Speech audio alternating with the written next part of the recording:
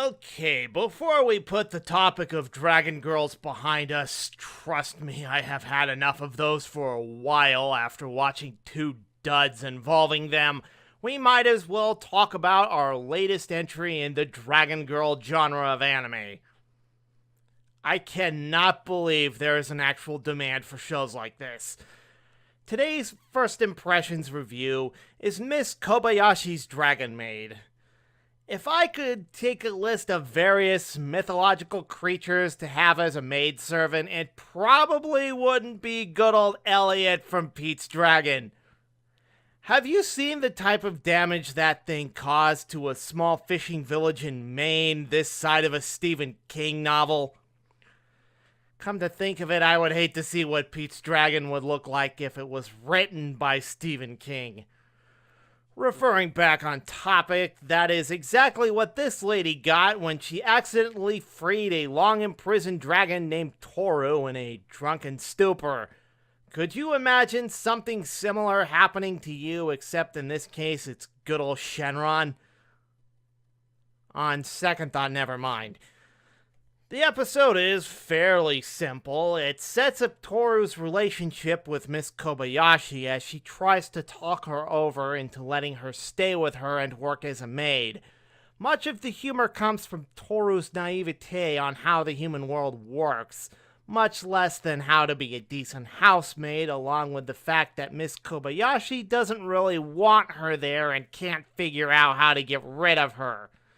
The second half focuses on Toru becoming jealous of Miss Kobayashi's coworker and trying to figure out how to set up laundry.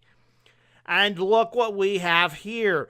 The show actually has a pretty clear-cut direction. This is how you do a slice-of-life comedy with fantasy elements. Referring back to my review of Leviathan: The Last Defense, this is a perfect example of an anime that knows what it wants to be. In this case, a slice-of-life comedy.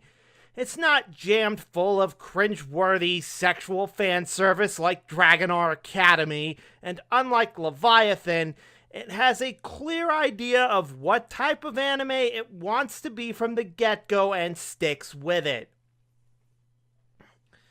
It also helps a lot in that this anime is genuinely funny, even outright hilarious at times. The interactions between the two characters are a great source of humor in that they point out on how totally normal Toru thinks she's being, despite her overblown antics either terrifying Miss Kobayashi or driving her up a wall. There is also a running gag in this show where Toru has sexual feelings for Miss Kobayashi. Strangely enough, it is not nearly as creepy as in Dragon Academy, as Miss Kobayashi would humorously scold Toru on her indecent, lecherous behavior. Toru isn't exactly the most lovable Dragon Girl either. Though she tends to be very cute and energetic, she obsesses over Kobayashi while looking down on all other humans. Other than that, this is a genuinely funny anime with some well-developed characters for a first episode. The show's humor really got me curious in what else this anime will dish out and what normal circumstances Toru will blow out of proportion. It seems that there are more characters involved as the episode ends, giving hints of a new character coming into the picture. Another Dragon Girl, maybe? But after watching two painfully mediocre anime shows with Dragon Girls, this is definitely a breath of fresh air, and may actually end up as a way to show Dragon Girls actually done right in anime. So with that, I am giving Miss Kobayashi's Dragon Maid a 8 out of 10 for initial interest. Until next time, this is the American Anime Otaku, signing out. Like what you see?